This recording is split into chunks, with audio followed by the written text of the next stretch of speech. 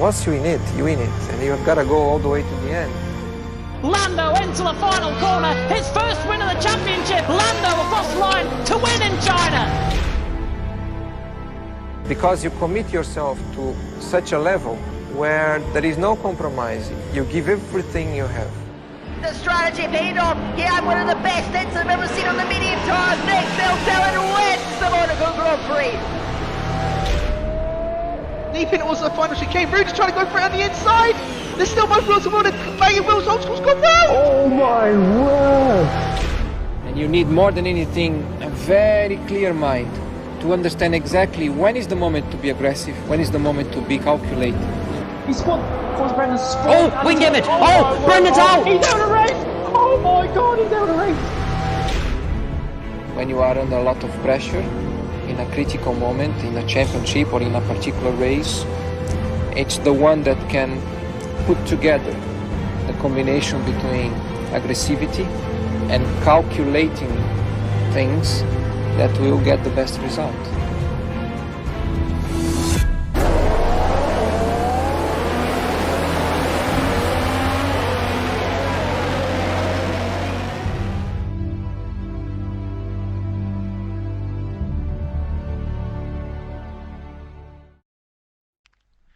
Good evening, everyone. Welcome back to the League of Europe. We are here for round number 16 around the Suzuka circuit at Japan. My name is Jack, of course, taking you guys through this as always. And once again, alongside myself for tonight, he is back from his little hiatus at Baku. It is Dan, aka Daka. Dan, how are you doing tonight, my friend? Konnichiwa, everyone, and welcome to the... Oh, wow, it is getting real now. It is the penultimate round of this LO8 Division 2 Season 6 Championship as we head into one of the most famous tracks in the entire world. It is Suzuka, Japan, and I can't wait to see these guys tackle this fearsome track. So like I said, it's the penultimate round as we look to just about get readied into the lobby now for qualifying first up. But I think one thing to note in terms of the championship situation, Jack, it's all but a foregone conclusion, but never say never, and it's not quite over yet with 2 rounds to go. Certainly isn't. Obviously, the few stewards reports from last week, you did see Kanu try and pick up the win, but Killer Blue got that 5-second penalty removed, so he did end up taking the race win last week. So he ends up... Well, Knuth ends up going down into second, and I believe TDB also picked up some sort of penalty that allowed Packer to go up ahead of him as well. So the gap is 51 points for between Knuth and Packer. So essentially, all Knuth needs to do is just pick up 2 points. Once he's got 2 points, he's won the championship. So I think it's going to be quite. I'm pretty sure, unless Knuth has an absolute mare, I'm pretty sure it's going to be decided for tonight. So, other than that, though, there's a few other battles that are going on currently as well. Not just this championship battle.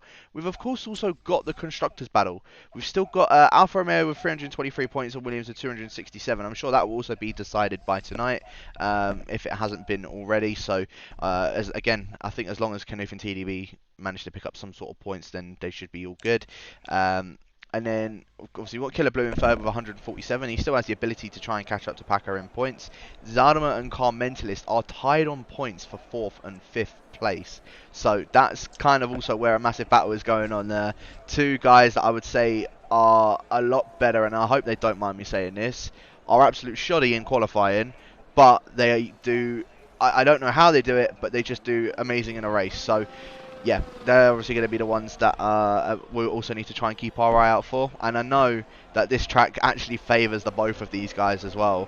Zadama has been, and I can tell you now from experience, Zadama has been loving driving this track all week. So, yeah, I think he's, I'm definitely going to say he's one that we need to watch out for tonight. And, well, he could potentially be getting his first League of Europe win since Season 3. He got one earlier on in the season at Belgium, but I believe Packer got a penalty removed, which meant that Zadama ended up getting second and Packer ended up winning. So, yeah, if my bet's on anyone for tonight for taking this win, I'm going to say Zadama, if I'm honest with you.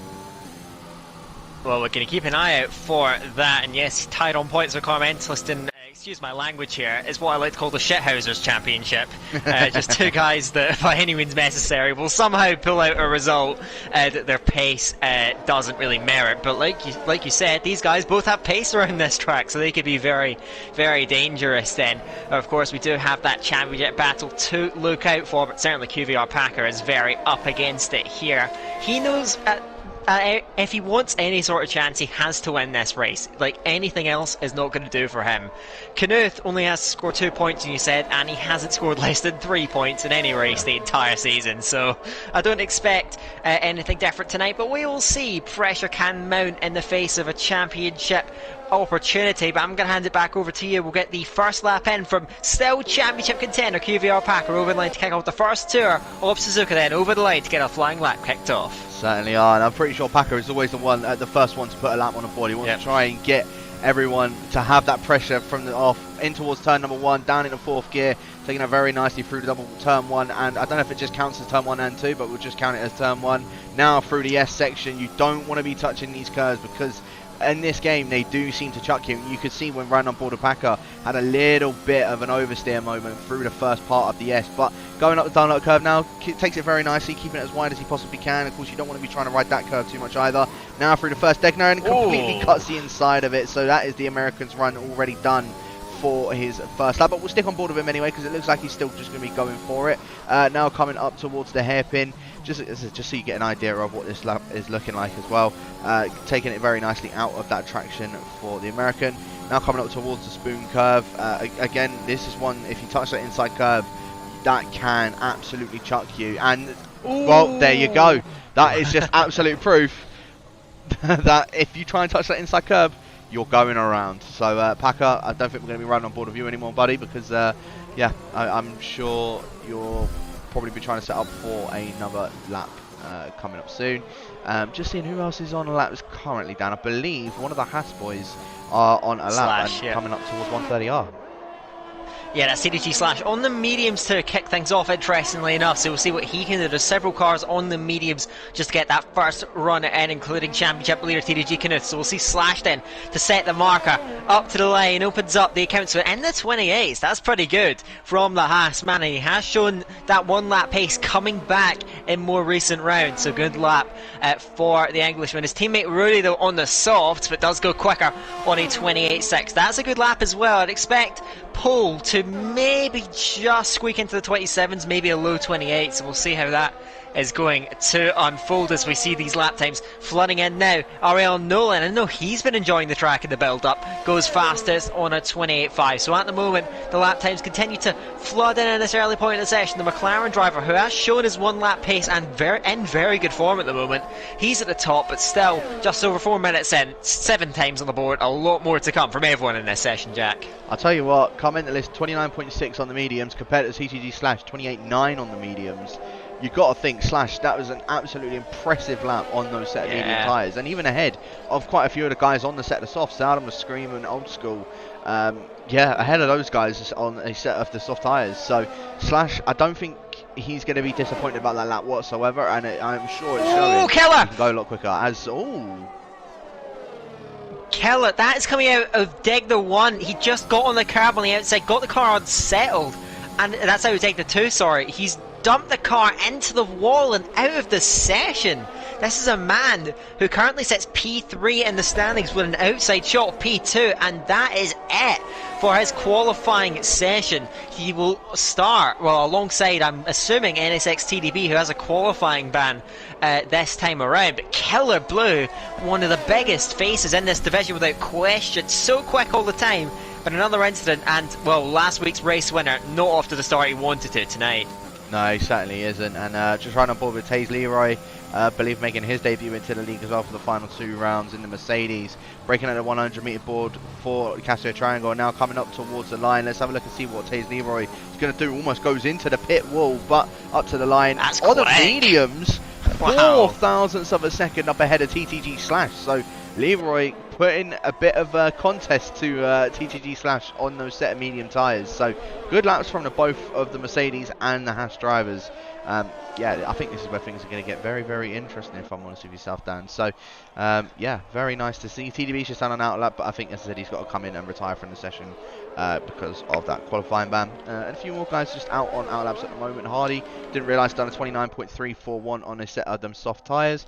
And then, yeah, Gary, Kunblai, and Packer are all on a out lap at this present moment. I can see Maledictus is, I think, on a lap at the moment on these set of soft tyres. So we'll stick on board with the Portuguese driver coming through the spoon curve now. He's got Hardy and I believe Gary just in front of him as well. So hopefully they'll move out of his way relatively quickly. Yeah, just as I said, yeah, QVR driver just focused on past both of those. So Maledictus all the way up towards 130 yard. Keep that completely flat out through that as well. And yeah, he does look as if he is on a quick lap. Could be contention with those guys, Slash and Leroy, up on those mediums. So let's have a look. Portuguese driver up towards the line. DRS now wide open for him. And in fact, I said it's in contention with them. He's gone 1 and a bit tenths quicker than Ariel Nolan, who was on pole position. So Maledictus, I know he's done quite well in qualifying as of recent, but hopefully it can sort of transfer into that in the race, because I think he's been having a little bit of bad luck, if I'm honest with you. Yeah, as is typically the case throughout his entire career, it must be said. There's a lot to look forward to, though, later on. And that session is TDB. Yep, I got ready to react big time, but then I remembered qualifying ban for the Dutchman there, and he's going to look to try and move through in the race at a track where overtaking is very difficult compared to a lot of other tracks where DRS can carry you through. Not quite so easy around here, so TDB is going to have to put on a bit of an overtaking showcase, or maybe get a bit fortunate with some timing in terms of safety cars or whatnot. We'll see, of course, but he will be starting alongside Kelabula, so two of the fastest drivers in the league, you have to say, right up at the back. Of course, those guys have disputed wins. I remember Portugal, where they fought for the win with each other. They'll be at the back here. QVR Packer, a very messy lap from on board, but he still puts a P4 on a 28.6. Not a bad lap at all. I think Gary was just behind him. He's a few tenths of a second down on what Maledictus was doing through that middle sector, but it's still not a bad lap. There's some yellows throughout the track. Doesn't look like any major incidents, just cars slowing down on their way through. XL Gary now coming up to the line, and he crosses, and it is very good actually. A great last sector and a 28.4, and that just puts him 300s down on QVR Maledictus. So Gary has put himself in contention, put himself right into the mix here tonight. Maledictus holding that pole position, Gary giving him a run for his money, but I think you can see a lot more times throughout the field then. A lot of drivers, I believe, have not shown their potential yet. No, they certainly haven't. Kunblai now also coming around the Castro Triangle and up towards the line. Let's have a look and see what the Dutchman's going to do as he makes his way up towards the line. It was almost as close as Gary's, and in fact I think in the third sector, just at the triangle, it kind of slowed himself down in comparison to Gary and goes into P4. Still not a bad lap at all from the Dutchman, so hopefully he can try and improve on that. And at the moment it's looking like it's advantage Williams. Of course the constructors battle was still going on with the Alfa Romeos and the Williamses. Oh my god, Kunblai was going like carrying into the wall. So yeah, hopefully he can try and keep it out of that from touching those inside curves. But yeah, a few other guys that are out on laps at the moment. I believe Slash is just getting ready to start a lap. So let's have a look. I believe the next person we have actually got on a lap at the moment would be, it's not Packer because I don't think he's going for another lap at the moment. I believe it would be Zaldema, just behind Gary. So yeah, Zaldema, as I said, one that I'm probably going to be favouring for tonight. Getting a little bit of just a tiny little bit of a toe off of Gary. Obviously with Gary, you're just slowing down, making sure he gets out of the extra driver's way, and he's a tenth and a bit up on his time, so this will put him at least up ahead of Slash and Leroy, who have now both actually gone onto the set of the soft tyres when they've done their qualifying lap on mediums. So yeah, they're going to try and look to improve on that time. But Zaldema up towards the line. Let's have a look and see what time he's going to do. Slots it into P4, so very nice lap from Zaldema indeed. And yeah, I mean, as I said, if he qualifies high, I think this could be very interesting.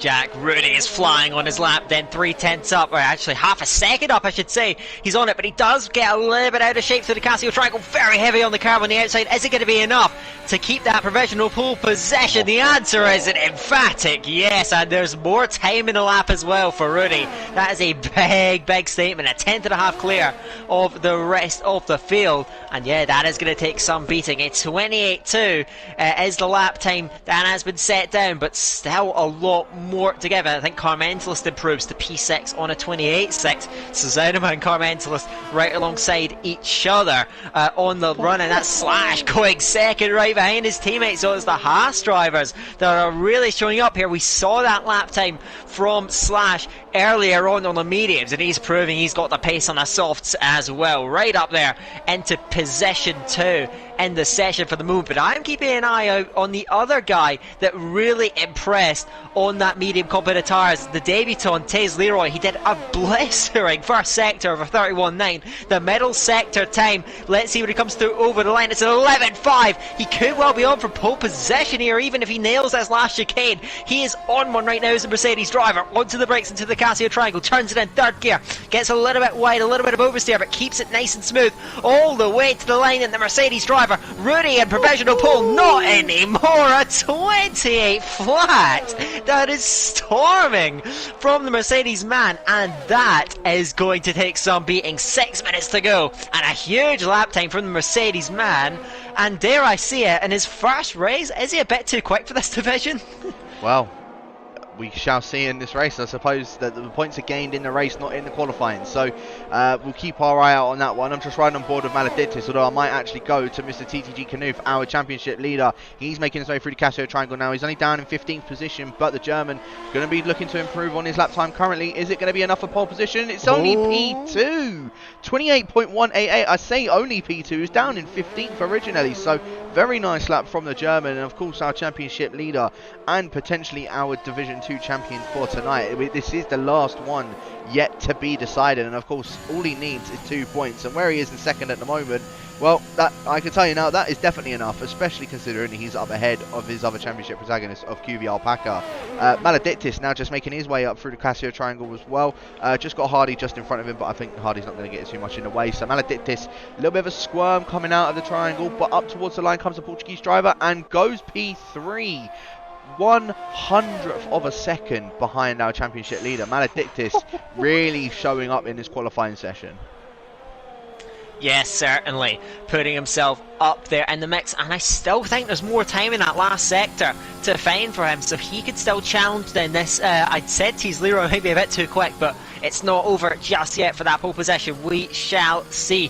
The final runs are about to get underway. It was on where Kuhn Blind validates on the exit of the first turn, and so he's had to back off of that lap. There's still some drivers out there looking to try and get more laps down. I think QVR Maledictus is still pushing out there. He maybe thinks there's more time on the table. Does the Alpine driver into the hairpin? He hits the curve. You don't want to be hitting that curve too badly. He does get away with it, does save it. Does look like he's pushing though, so let's see. 4 minutes to go in the session. If you commit to this lap, it may be tough for him to get back and get another one in after that. He's going to have to really hurry on that one. Kumblai, I think Nolan is on a lap as well behind then, as Maledictus through spoon curve gets a little bit on the curb through the exit, holds onto the car just about, but it certainly threatened to step out from underneath him. Let's see what the... Actually, no, I take that back. He is way down on his time. He was still burning the battery, but yeah, it looks like he was not actually pushing, so I do apologise for wasting everyone's time with that one. Ariel Nolan, though, is certainly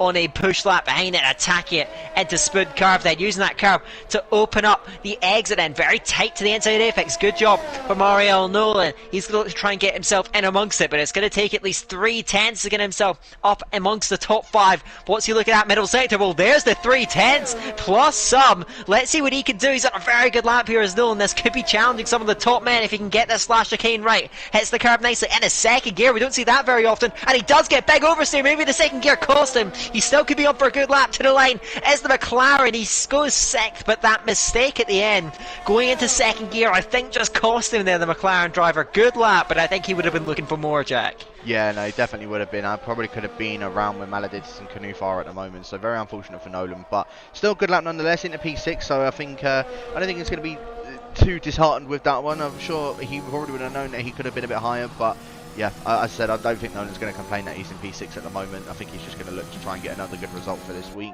A few other guys, I think now just coming out and out, so we've got 2.5 minutes left to go of the session, and at the moment, Taze Leroy, on his debut in LOE in D2, is on par with a 28.087. Knuth, our championship leader, in second with a 28.188, and then Maledictus in third with a 28.198, and Rudy lining up alongside him at the moment.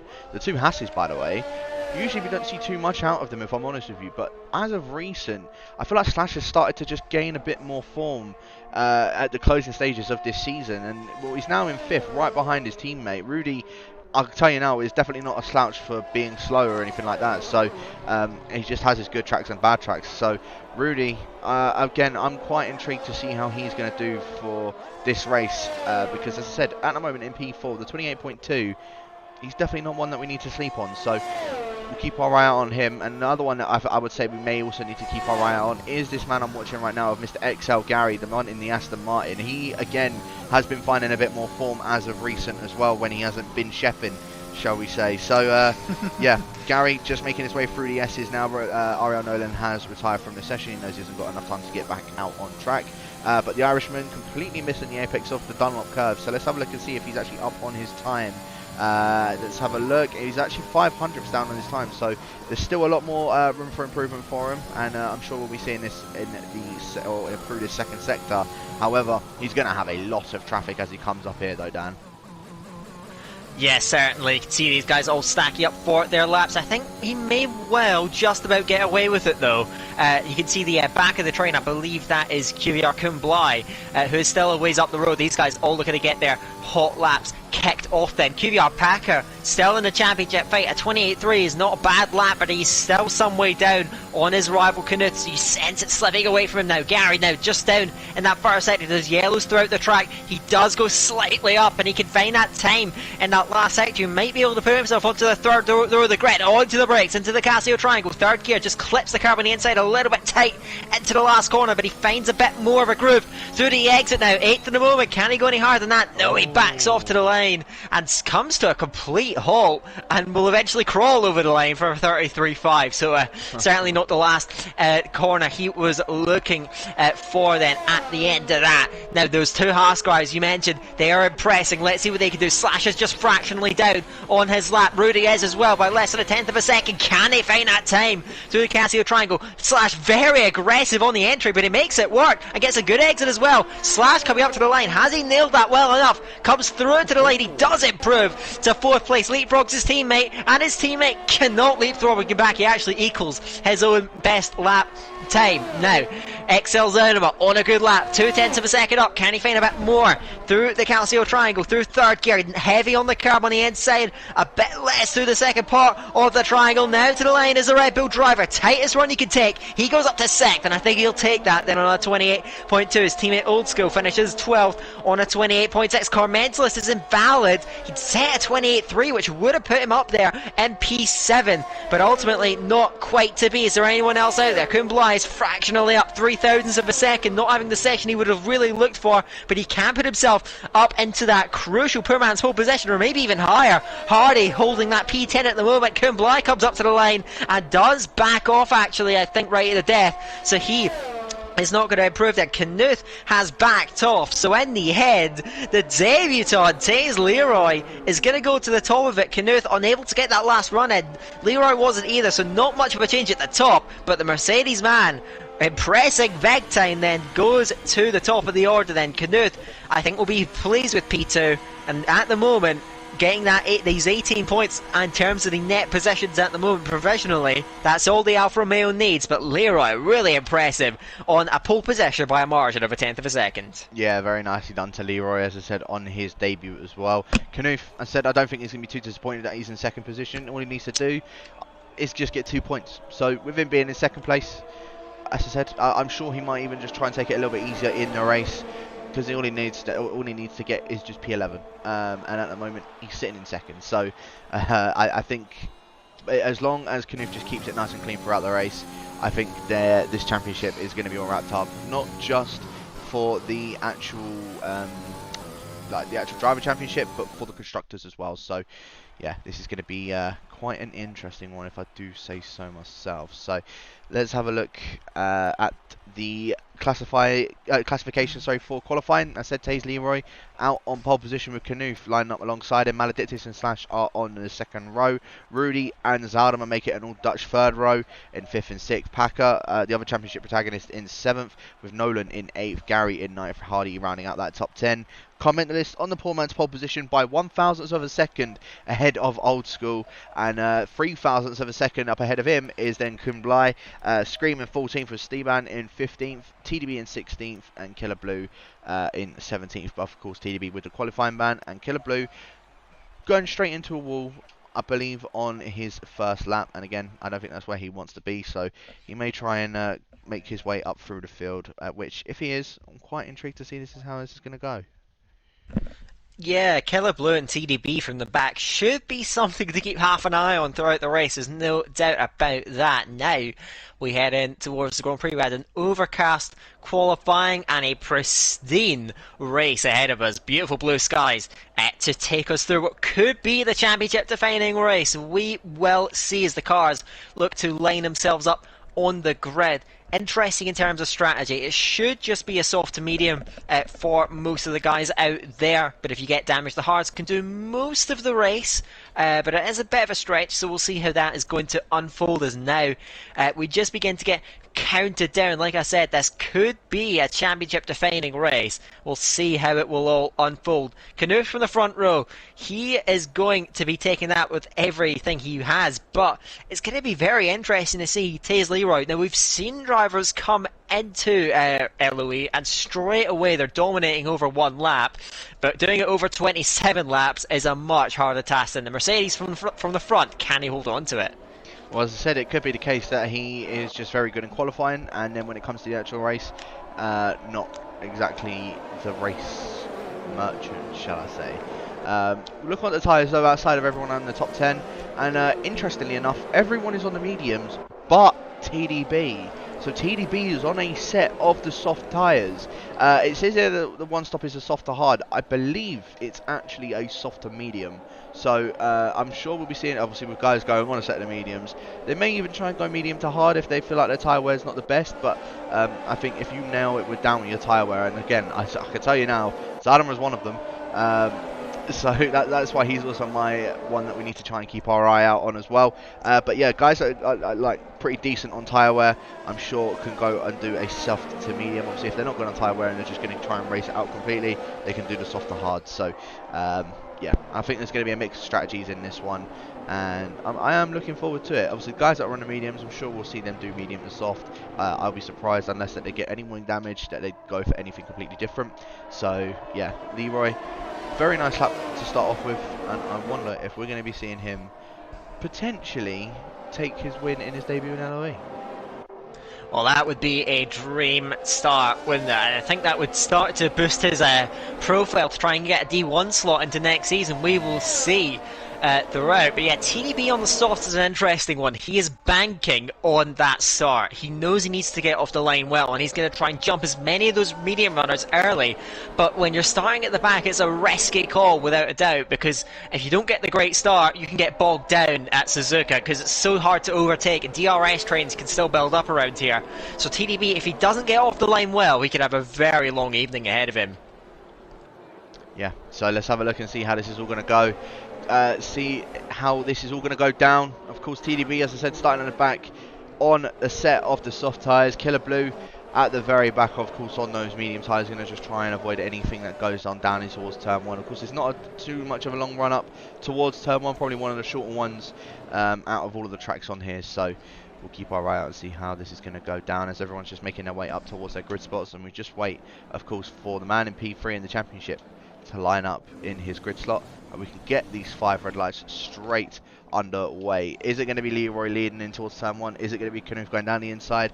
Or is someone behind them going to get an absolute dream start? So let's have a look. We see the 4, we see the 5 red lights for the penultimate round of Season 6, and it is lights out, and away we go. Maledictus, in fact, I say that, has actually gotten a very good run, and Knuth definitely had a better one out of him and Leroy, but they do touch, and Knuth, he's just drifting around turn 1. He manages to hold that well, a little bit of contact with the Hasses, and he's been absolutely swarmed by everybody else. He's now down into P8. Leroy not leaving enough space in towards turn 1, and now Knuth and Hardy both going at it through the S's, and Knuth is just going to have to back out of that one. So Knuth had an absolute dream start, and that's just completely been wiped away from Leroy, just not leaving enough room down the inside. We've now got the 2 Hasses also all over the back of the Portuguese driver in the Alpine of Maledictus, but Slash just having to back off ever so slightly. Rudy as well, all over the back of his teammate, all running in a nice formation. Obviously it was all very clean other than that turn 1 contact with Leroy and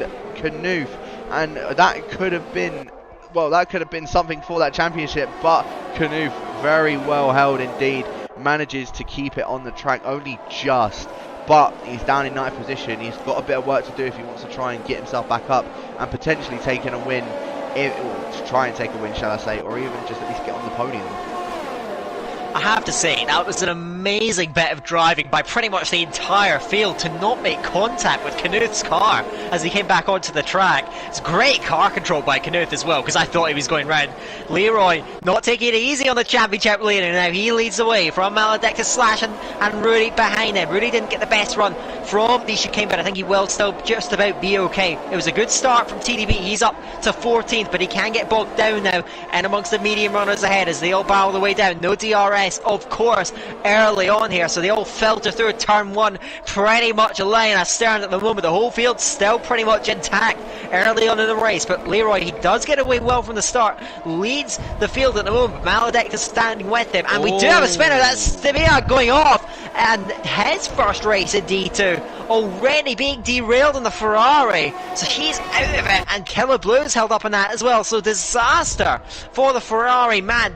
Better disappointment so early in the race, and it looks like it is going to clear itself then, so that's just going to be it for the Ferrari and nothing else in the way of yellows for everything else. You can see it does clear itself out of there on its own. So Taze Leroy still leads the way for Maledictus. Maledictus though sticking with him quite nicely as it stands early on. Everyone is sticking with us quite nicely, and if they keep bunching up, those opportunities are going to be all over the place. But at the moment Taze Leroy got that pole position, but Maledictus sticking with it very nicely, looking to try and maybe attack once that DRS comes into play. Yeah, when that DRS does come out, then that's when we're going to see a lot more moves start to go down. Obviously a little bit further behind we've got Packard closing up to the back of Zalama for that P6 position. Of course, Packard's still within this championship fight, and especially now that he'd seen that his other championship rival has just sort of had that contact into turn 1, he's probably thinking, okay, this is my opportunity now to try to get as far up the grid as he can. Leroy coming across the line at 132.1, currently still leading this race, and I don't think anybody's actually managed to get a faster lap done than that. So Leroy is the fastest one in the grid at the moment, but Maledictus all over the back of him now, about 6/10 of a second. I think must have made a little bit of a mistake coming out of the exit of turn 1, because Slash is now all over the back of him, and there you go. You've got to try and avoid these curbs. Maledictus having a bit of a wobble coming through the second part of the S's. He's now almost dropped out of DRS because of it, and Slash is now going to be the one that's going to be putting the pressure on him. He needs to now start looking behind instead of in front, because Maledictus could be under pressure from not one but both of those Hasses when that DRS becomes enabled coming after the Casio triangle. At the moment he's still got a little bit more to make up in order just to keep him in the DRS of Leroy, and it looks as if he's making it up through the second sector. It just looks as if Maledictus is a lot more stronger through the second sector, if I'm honest with you. So I think we may see Maledictus start to close up a lot more, and Packer again all over the back of Zadama for that P6 position, Dan. Yeah, but Zanimov as well was looking at Nolan at the hairpin, didn't quite get the move done. He does run a bit wide through spin, holds on to the track limits just about. Of course, you want to avoid the warnings. It shouldn't be a track where many drivers are going to pick up penalties, so you don't want to make those silly mistakes. It's going to cost you dear in the end. Maledictus making up ground back on Tez Leroy, but Tez Leroy very good on ERS at the moment, very comfortable as it stands. Going to be hard to make those overtakes work, of course, with the DRS train that has built up. Pretty much the entire field is together here, with the exception of Killer Blue, who's dropped very far off the back. TDB into the pit lane early. That must be for a big undercut then. Is it the same strategy that NSX Montana tried in Division 1 to limited success? Well, we'll see. Is it going to be hard tyres? Yes. Killer Blue's coming. He must have picked up damage. Yeah, he is going to get a wing change all that time that has been lost. So maybe he got caught up in that incident with Stebian. But yeah, these guys both going for the hard tyres. They're banking on the end of the race. They're looking to try and grab the undercut. And as it stands, it seems like most of the field is being bottlenecked. So as it stands right now, as Kun Bly gets a very early penalty for that hard tyre gamble, well, it may seem unorthodox, might not be the best strategy, the worst strategy to go for. Yeah, I mean, it probably isn't, to be honest with you. TDB and Killer Blue might have a little bit of a good opportunity in this one. The only problem for them, though, if safety car comes out for whatever reason, then that's completely killed their strategy. Of course, it means that they'll have to come in and chuck on a set of the medium tyres to go to the end. But yeah, I mean, hopefully for both of them, that doesn't happen, and TDB could get quite a nice jump out ahead of the rest of these guys. But I mean, a little bit further up the field, Car Mentalist now on those medium tyres with Gary on those soft tyres in 10th position. Car Mentalist is going to try and go for some sort of move, I believe, when it comes towards turn 1. As I said, they're all in one massive DRS train. I'll tell you who's not in a DRS train no more, though, is Ariel Nolan. He started to drop off ever so slightly, but I wonder, did he pick himself up any DRS in the Hasses? No, he hasn't. So Zaldama could be looking at capitalising on this one. Rudy has gotten the fastest lap of the race, but here we go. Zaldama now. Wow. DRS now wide open, and well, that was very easily done. Didn't need to worry about that, and yeah, already up into 5th position now. So riding on board with Hardy as he's all over the back of Packer and Nolan. There's all Hardy, a little bit of a wobble coming out of turn 1. That's going to kill his momentum, and again, touches that inside curb. Everyone is just touching these inside curbs. I want to try and maximise it as much as possible, but it's not working out for them, and you can now see Canoe all over the back of him as Kun Bly has gone round at the exit of, I believe that is turn number 4. So Kun Bly, it's not worked out for him. He got the 3-second penalty early on in the race, and now he's gone round, and that has pretty much killed his race as well. So unless, of course, there's going to be a safety car, Kun Bly, I don't think he's going to be picking up any points. As Carl Mentalist dives it down the inside of Gary in towards the hairpin. Gary just, I think he actually pushed out a little bit from Carl Mentalist. A little bit of aggressive move from the McLaren driver. Now the Aston Martin and the McLaren, both side by side, coming up towards spin curve. A little bit of contact between the pair of them. Carl Mentalist completely squeezing Gary out of track, not leaving him any room whatsoever. And now Carl Mentalist up into 10th. Gary not going to be too happy with that one, and I think we may see another move coming up towards 130R. You can see the amount of ERS they both use. In fact, Gary has a lot less ERS than what Car Mentalist has, and then also Canoe trying to go for this move on Hardy in towards the Casio triangle. Hardy goes a bit defensive on the inside, and Canoe just going to have to back off of that one, but he may try and go for a better run coming out of the exit of Casio. As Hardy, a little bit of a wobble once again. Zaldama setting the fastest lap of the race. It's a massive DRS train now as Gary makes his way into the pits. Yeah, high intensity race so far. Gary and Car Mentalist, a fierce battle between those two. McLaren driver just going in front. He would have wanted that buffer to the medium runners, but Gary opting for that early stop. Is that going to trigger a few other drivers coming in? Nolan's round! Nolan spinning in the S section. You can see the McLaren going out. Hardy nearly dropped at the front wing, and the tyre comes off in a very bizarre bit of Codemasters physics. The safety car is deployed here on lap 6. Ariel Nolan, now he spun out, there's no question about that, but as he went into the wall, impact didn't look nearly enough to knock over a tyre, let alone a front wing jack. That was the... what? That was like the lightest bit of contact I've seen, and it's just completely taken off his wing and taken off his wheel, and he's now out of the race. So, wow, I can't believe that that's just happened, to be honest with yourself, Dan. That's, yeah, I don't know how to describe that one, if I'm honest with you. Nolan now out of the race, and I can't believe that's just happened, to be honest with you. The thing is now, the safety car has come out, and like I said, TDB's strategy now gone completely out of the window, because all the guys that are on the set of the softs are going to come in. All the guys that are on the set of the mediums could also come in for the set of the hard tyres. Gary made that pit stop onto a set of the medium tyres, and if I'm honest with you, I don't think that was a bad call whatsoever. The only thing though, TDB is just behind him, so I think Gary, if he would have left it one lap later, then I think him and TDB have been messed over this the worst, if I'm honest with you. Well, TDP has to come in again, you'd imagine there. He will be stacking behind us. Actually, because all these guys are in the pit lane, you could see a bit of a change in fortunes as Taze Leroy is actually getting a front wing fix. And the Mercedes man emerges at the back of the train. I had no clue that he had damage. Must have been picked up by that contact with Knuth at turn 1, you'd imagine. And Slash has jumped in front. You have these guys staying out on the mediums. Carmentalist, Old School, Scream and Kumblai. Those guys, I imagine, will not be happy in the slightest with the safety car. So Slash now in the net lead of this race. His teammate Rudy, who had to stack now way down in the field. Those guys were fighting each other out on track. So it's been completely thrown up in the air. Knuth has gone in front of Hardy, but the order completely changed, and now TTG Slash, you have to say, after all that, sitting in P3 the entire race. Now the Haas man is in the driving seat in this Grand Prix. Yeah, I can't believe how this has happened, to be honest with you. So Slash now into the lead of this race. If Leroy had wing damage and was running like that, I think there's definitely got to be some questions raised there at that point. So, managing to maintain the lead of the race the entire time, at times getting ahead, getting away from Maledictus as well. Yeah, there's definitely got to be question marks over that one. So we'll keep our eye out on that one towards the end of the race. So yeah, Taze Leroy, very quick, I will admit, but yeah, this might be your last race in Division 2, buddy. I'm not gonna lie. But Slash into 5th. Or the net race lead, of course, Kumblai, Scream, Old School, and Carmentalist yet to make their pit stop. And again, Old School loves it when this happens. He just he's the one, he loves to control the race as much as possible. Of course, Carmentalist is the one that's in the lead of the race, and of course, I don't think they really had much of a choice. They could have come in and chucked on a set of the hard tyres to go to the end.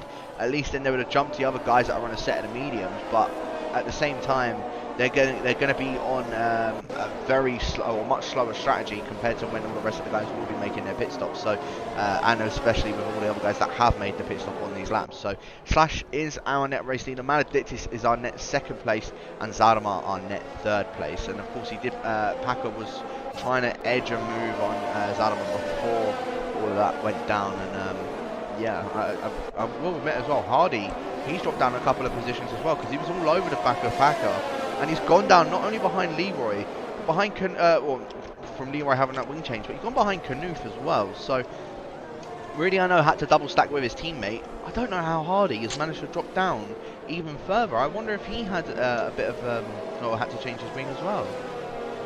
I don't believe so. I think Knuth just managed to jump him. I don't think there's much more to it. That's the only possession he's actually lost in terms of net, and he's actually gained one because of Rudy stacking, so it's not all that bad for XL Hardy, 11th at the moment, but he has lost a bit of contact with Packer, who he was right behind, so that will frustrate him just a little bit.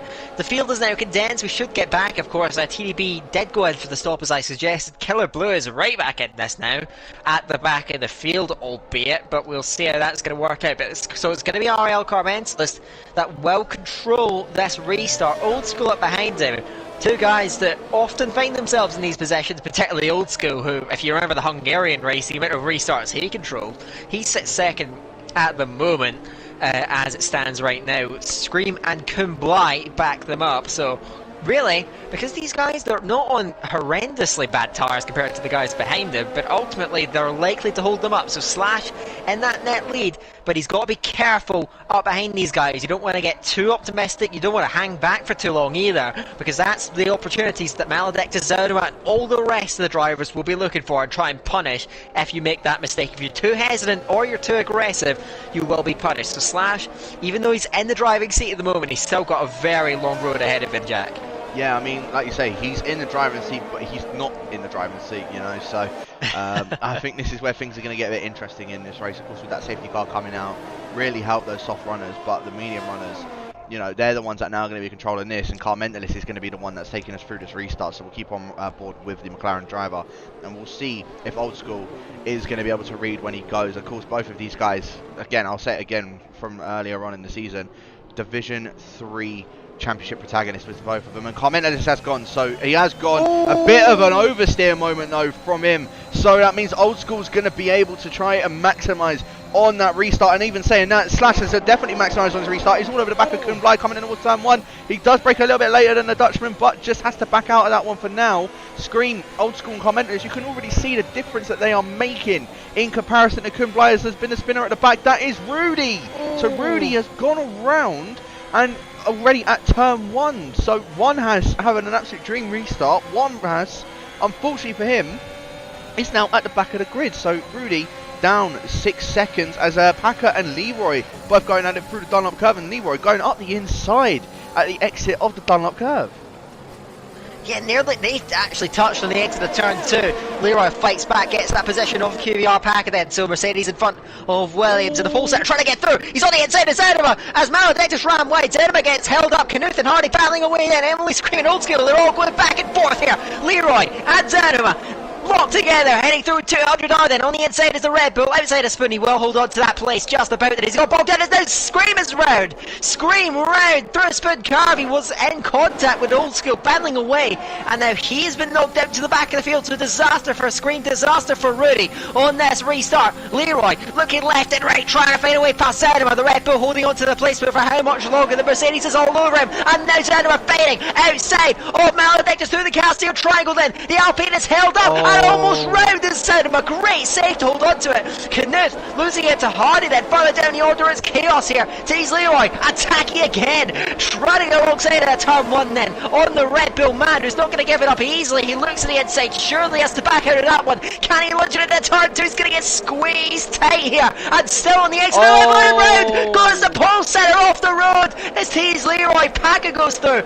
Hardy trying to follow through as well, off the road again. He must have damage in the Mercedes, and what was looking like such a promising race falling away in the blink of an eye here, coming into contact. I don't think that's really any driver's fault, but round he goes, massively unfortunate, and the man who stormed to pole position nearly comes into contact and really sends him into the wall, and he's out. And a disastrous lap. Taze Leroy out of the race. Another safety car deployed. Another twisted turn in the race then. And the Mercedes man for pole is out. Unbelievable scenes, Jack. I don't think Commentless is going to be happy about that. He got a 2-second gap in the space of 2 laps ahead of Old School. Commentless had, I said, Slash had a dream restart. Commentalist had a much better restart, despite having that oversteer at the exit of the Casio Triangle on his restart. So yeah, that was very, very interesting, I will admit. But wow, I can't believe that has just happened. Packer as well, he was looking for that move in Zadema up at the hairpin. He was down his inside until that safety car came out, so he had to back out of that one. So Packer, that's now 2 moves, I believe, he's had to sort of not go ahead with because of a safety car. So Packer now just has to sit behind Zadema once again. But I can't believe we have got another safety car. And I'll tell you what, I am really surprised those medium runners haven't actually come in, to be honest with you. I know they're going to try and stick it out and go to medium to soft, but I still would have thought at least one of them, maybe just Kumbly, or at least one of them, would have made their way in. I know Old School probably wouldn't, but I'm surprised Commentless and Kumbly didn't. I know Screen came in and chucked on a set of the hard tyres. Rudy is also coming to get that wing changed of his. So yeah, that's from Rutten, Killer Blue and TDB. They're up into 12th and 11th now and into the points. Yeah, absolutely unbelievable. Yeah, these 3 guys, though, I think they're just banking on a perfectly timed safety car. They know that realistically, from the hards, they don't have much of a chance of getting anywhere in this Grand Prix. I think they're just they're willing to take that risk. They've been dealt a bad hand by the first safety car. Carmentalist in particular had already worked his way into a good position, but ultimately got held back by the first safety car, and he's going to look to try and go again. It's Scream and Rudy who both came in. Those guys will join the back. Lifelines for them. They will have another shot at trying to work their way back through the order. So as it stands right now, it's Carmentalist, Old School, and then Kumbly. They still lead the way. Slash had a run at Kumbly on the first restart. He'll look to try and get through, because if he makes a move stack, that buffer that he can possibly get to Maledictus and the rest could be also important. So he'll be looking to try and make that opportunity. Carmentalist is going to be looking to try and re-establish that gap and get away just like he did last time. And Old School will be looking to match that restart, get those tyres switched on a bit better, and stick with the McLaren driver and drag the rest of the field up with him. Yeah, I think this is where things are going to get very interesting now then, Dan. So we've got obviously these 3 medium runners at the front. Commentalist, as you said, had an absolute dream restart. 2 seconds he got up ahead of Old School, so he's still got those life in those tyres. So I think this is going to be a very interesting restart, if I'm honest with you. So let's have a look. Obviously we've got the safety car out for one more lap. Everybody has caught back up, but you know we have to do at least 1 lap under the safety car. So Screen coming back into the pits. He's gone on a set of the medium tyres once again, so he will get the jump at least on the other medium runners of Commentalist, Old School and Kublai when they make their pit stop, unless of course there's another safety car and he's like quite a bit behind. But yeah, it will look like he's going to go on a set of the mediums, there you go, and catch back up to the safety car, where it will basically count that he has done those 2 stops, or he's done a stop, should I say. So yeah, Scream probably playing it a bit smarter than those other guys up on the mediums, but as I said, I'm sure that they're going to try and go for a set of softs at the end of this race, so we'll see how it plays out. Yeah, it was very crafty from Scream actually. He would have caught the safety car before it reached the pit lane, but he decided to back off just in the last half of the lap to make sure he didn't catch it. So he had that opportunity to pit and not lose any time. So it was very smart thinking from the Ferrari man. He's at the back of the field, but he does have a tyre advantage on pretty much everyone in front of him. So he does have an opportunity to try and move up as well. So we will get going on this lap then at the end of lap 12. We're approaching the halfway point in the race. Commentalist will lead his second restart. How's he going to play it? He went just after the Casio Triangle last time. He ran it up to the line just a little bit and he caught out the rest of the field, in particular Old School 3000. So how's he going to play this one? Do you think he's going to go earlier this time? I think he may well try and pudge out of the second part of the Casio Triangle, try and open it up and get a good exit and get himself clear. Or is he going to do the same things twice? Let's see how that's going to work out. But he's got the same man behind him, Old School, and Old School is going to be extra vigilant here, looking to try and catch that restart as best he can. Yeah, he's definitely going to try. I think he is going to go a lot later than what he did on the first restart. So, earlier, not later. So I think Commentalist, yeah, safety car's going to be in this lap. He's going to just bunch up the field once again, and well, with this restart, is he going to, as you said, is he going to do the exact same thing, or is he going to go a bit earlier? I think he's going to go a bit earlier because he had that little slide coming out of the Casio Triangle last time. So I don't think he's going to want to try and repeat that mistake. You are right in what you're saying. He's going to go a bit deeper and he's going to run it out now. And we are back underway. So yes, Commentalist, decent restart. And it looks like Slash has called that one once again. He's alongside Kublai coming up in towards turn 1. Kublai, he had the exact same thing with Maledictus literally on this restart. But Slash is just going to have to back out again. So exactly the same thing as what happened with Slash. He's just had to back out and let Kublai just stay in the lead, or stay up ahead of him. Now it poses a question, is Commentalist going to be able to have that restart like he did on Old School previously?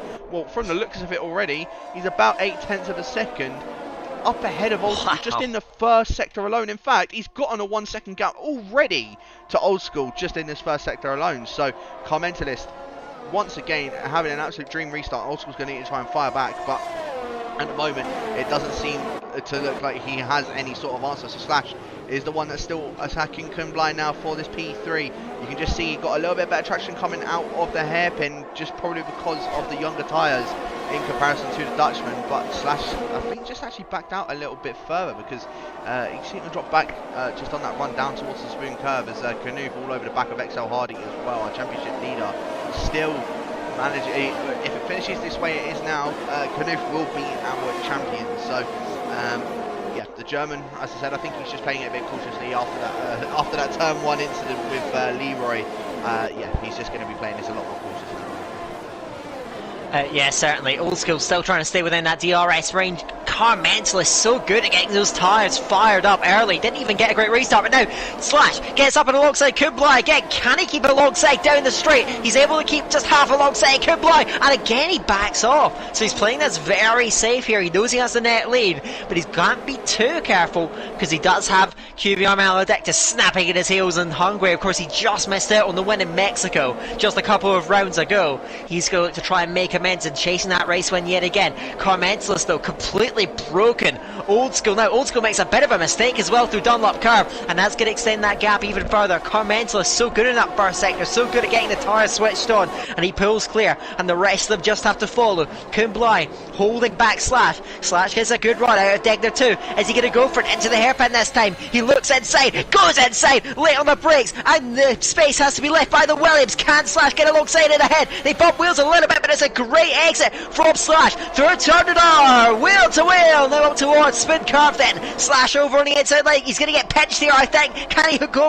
late on the brakes? He cuts the inside, and Kublai holds it round the outside. So Slash, an attempted move, doesn't come off, and this is helping Carmentalist, and it's helping Old School up in the front try and get that gap extended. Slash needs to get this done soon now. Looking inside, not until 130R, but he's got to be careful here because Maledictus is still right there, as is the rest of the field. Slash to the Casio triangle, not going to dive it there, he's smarter than that. Now, can he get a better run through the exit? Set him up to get good traction, he gets a brilliant exit. Look at it, he's already up alongside the Williams. It's deja vu yet again, but again Kublai with the extra straight line speed. These guys both burning their batteries up, they're fighting away, and still the Haas cannot find a way through, frustrated by Kublai, and this is allowing, as he makes a mistake there, Slash, but he'll hold on to P4. Maledictus still there, looks like he's reliant to let Slash go for that move, but since he's already burned up a lot of battery, he's vulnerable here, Slash. He's got to get this move done, but he needs to get it done efficiently as well. To be fair to him, he has built up that ERS once again. He's back to about 40% on that ERS, so he's managing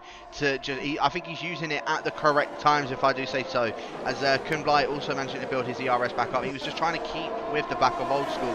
But yeah, Kublai, he's doing a very good job at the moment of holding up the rest of these guys. I would say it would be Old School, but in fact it actually looks like it is the QVR driver. So Kublai just doing as much as he can. And it's a good battling with Slash as well, so yeah, very good wheel-to-wheel racing between the two of them. Of course, Maledictus wants to try and avoid any like getting involved in any of this. He just wants to try and make sure he can get into that lead. The only problem is though, it's like you say, if you try and if you try and be a bit light on it, you're gonna be under pressure from the person behind you. And Zarma, I think, is a lot closer to Maledictus than what Maledictus is to Slash. So Maledictus may need to start looking behind him because he has got a charging Dutchman all over the back of him. And then Packer, he's starting to lose a little bit of touch from these top 5 guys as well. What I'm saying, that comment is just completely dropped Old School. Sets the fastest lap of the race as well. And Maledictus, we can see maybe trying to go for a move for this net race lead as Kublai gets a move done on Old School. I didn't think he was close enough to getting any sort of move done, but manages to get a move done nonetheless.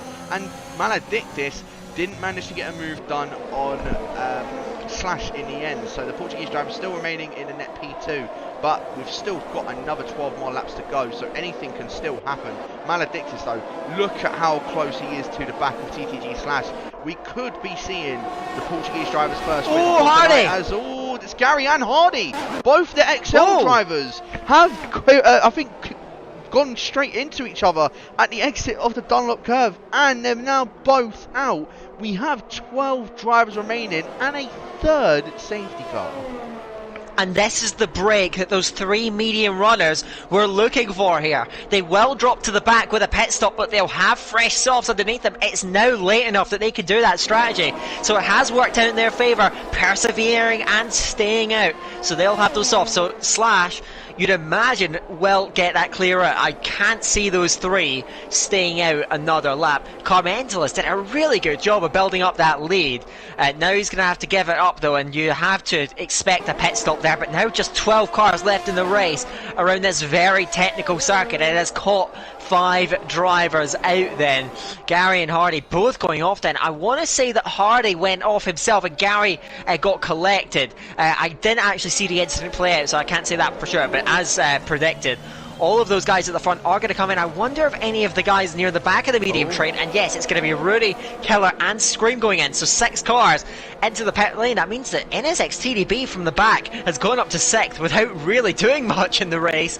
He's on 6th, but he does have a pack of soft runners behind him. So in the end, Carmentalist, he led those restarts, he persevered, and now he's got a good reward. 7th place on fresh soft tyres. He'll be fancying his chances of using that grip and maybe, just maybe, working his way up the order. I think a possible podium for Car Mentalist is on, you know. I know it's not very easy to overtake around Japan, but the softer compounder tyre in comparison to the mediums, he just needs to play it right. Obviously, he's got TDB, he's got Knuth in front of him, so if he can get past them relatively quickly and drop those guys, then I think it's the case of, I'm sure a podium will be on the cards for the McLaren driver. Of course, can't rule out Old School either. You know, there's been times where he's somehow managed to get himself onto that podium. Just, I don't know how. Obviously, Bahrain, you know, fair play to him. He is very fast at Bahrain, but at USA, I think he was even baffled that he managed to get himself on the podium. So there is still that chance. Of course, Kumbly, the only driver at the moment with a 3-second time penalty in this race, and he got that on like lap 3. So yeah, he's not exactly having the best of races either. But it is TTG Slash who's now going to be in the race lead. Maledictus in second and Zadama in third. Packer in fourth, and then you've got the 2 Alfa Romeos of Knuth and TDB. And as I said, Knuth is more than likely going to be winning this championship tonight if he stays where he is and just keeps it nice and calm.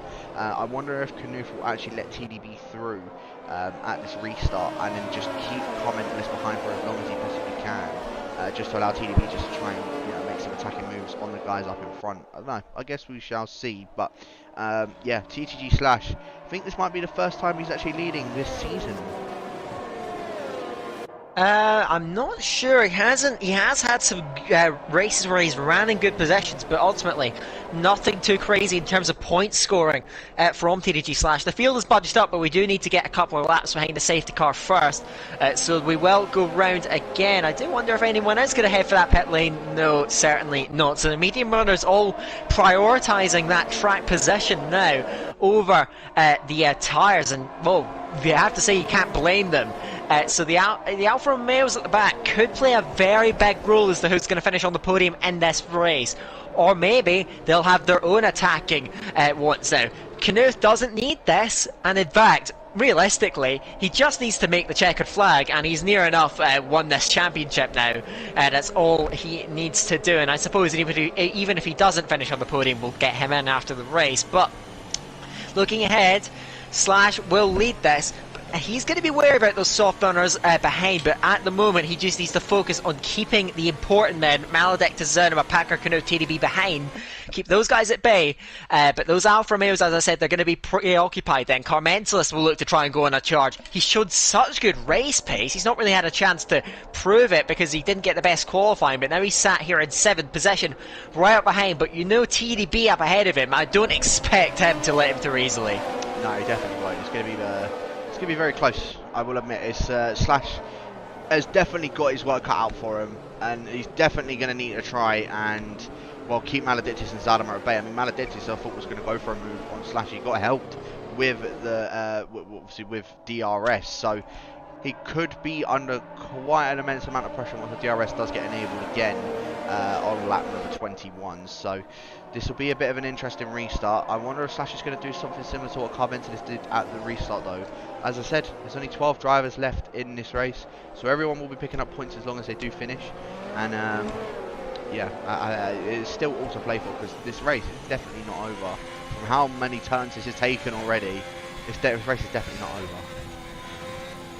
What I find ironic is that Knuth could still pit and go for fastest lap and still get the championship. Then he's in such a good position, but I don't think he's going to do that. He's going to race for possession, and now that is what we're going to see out on track. TTG Slash now controlling the pace, controlling the restart. He's going at quite a brisk pace actually, now beginning to back them up as they head through the Castillo Triangle. Is he going to go a bit earlier? He feints a little bit, takes that wider line, and he's going, and he's completely caught Maledictus out. Great restart by Slash. He makes a bit of an error, but he gets away with it. Another great restart, and we've seen him all the way through. Knuth attacking Packer. Championship rivals going out of there. Packer covering inside then. You see Slash trying to break the slipstream, but look at this. Knuth outside of Packer. Surely he's going to back out, and he does. He's not going to go for anything too ambitious then. Packer maintaining that 4th place at the moment, but the defensive driving just costing him a little bit of time. No movements amongst the soft runners just yet. Car Mentalist now up behind NSX. TDB trying to hold on to that 6th position. He's trying to protect his teammate as well as he can on this restart. Slash leads, but Maledictus has made up some ground since then on this lap. He's got those tires fired up nicely as the QVR driver, up behind the TDG driver now, through the Degners. Slash will hold on to the lead, but looking a little bit squirrely, it must be said, and Maledictus will smell that and look to try and make a way through, but ultimately Slash holding on to that position as they all set late astern. As I say that, Rudy with a big dive on Old School at the hairpin. Old School, brilliant traction though through the exit, will pull back ahead through 200R and maintain that 9th position, but Rudy is attacking, going for those moves all the way through. Old School will hold on to 9th though, but they're all scrapping away, and look at Carmentos now all over TDB. TDB just doesn't have the grip that the McLaren man does, but gets a good exit out of Spoon. He's prolonging the inevitable to an extent, but he'll do everything he can to delay the attacks of Carmentos, but the McLaren driver all over the back looking for a way through. Zerba as well, attacking Maledictus and attacking Slash. They're all bunching up at the front. Yeah, those top three is where it's now going to start to get a bit interesting. Of course, we're not going to have any DRS on this next lap either. It'll be lap number 21 of 27 when we get that DRS, so that's where things are then going to, well, in fact, technically lap 22, because there is only just the one DRS zone, which is out to turn 1. So, yeah, we're going to have DRS enabled on the next lap, but won't actually get it until, as I said, at the end of lap 21. So, at the moment, Slash, he's just trying to pull away as much as he can. He needs to try and pull away as much as he can. Try and drop Maledictus, I'd say, to at least 0.8 of a second.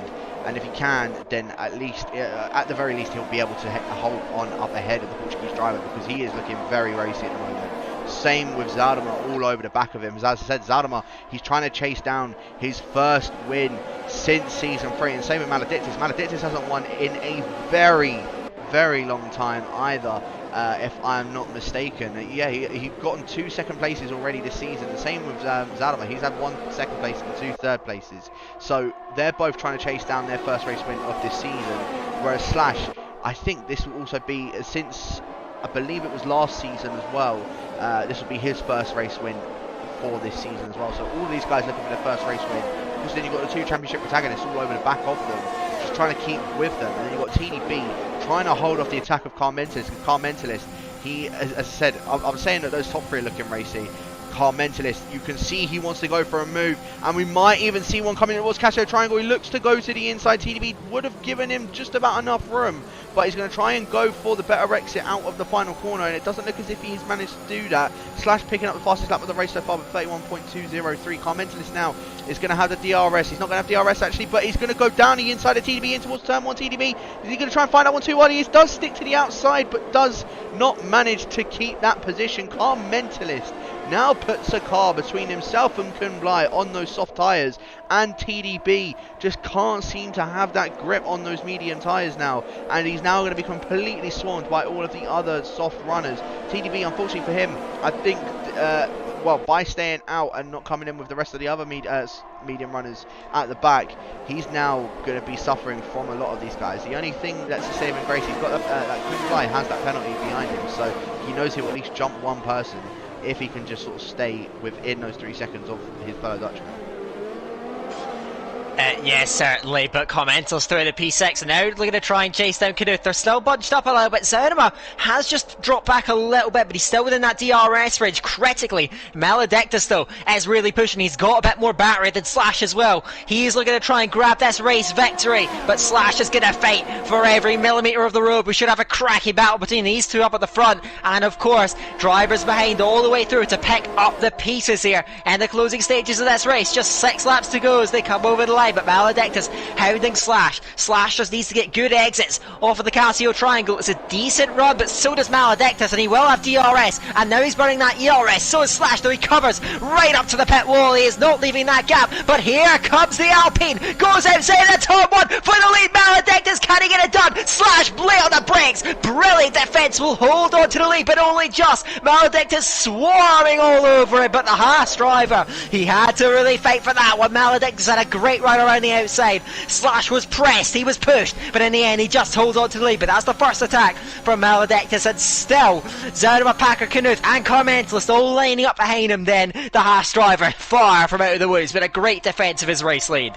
Certainly has, and Rudy almost, I thought was going to go try and go for a move on Old School through the first Degner, but had to back out of that one. So Rudy really, you can see, wants to try and get past Old School. As Carmentalist straight down the inside of Knuth, coming up through the hairpin, and Carmentalist, he's gotten that move done. He had to get that move done ASAP if he wanted a chance of being able to get on a podium or even potential race win for tonight, and he's gotten that done very nicely. Rudy manages to get the move on Old School coming up towards Spoon Curve as well, and I believe Rudy, yep, he's definitely solidified that position now. Up into 9th place goes the Dutchman after that, after what happened through the S's earlier on in the race. Unfortunately, just sort of dropping down quite significantly. But now Car Mentalist is all over the back of QBR Packer, and I wonder if we're going to see Car Mentalist maybe try and go for something in towards turn 1. As Kumbly and TDV both changing places as well, as Killer Blue getting the move done on Old School as well. So here we go, DRS is now going to be on for the McLaren, and you can see,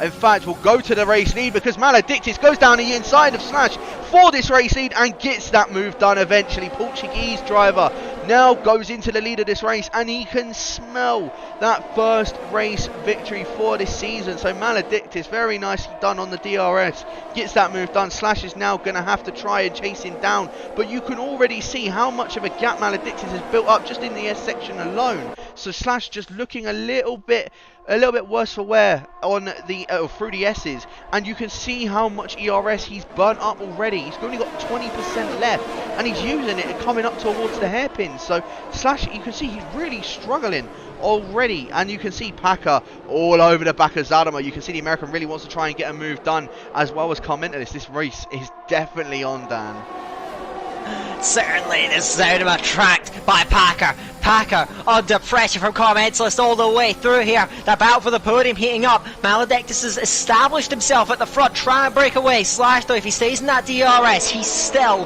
has a fighting chance. With just over 4 laps to go in the Grand Prix, a grandstand finish could be in order here.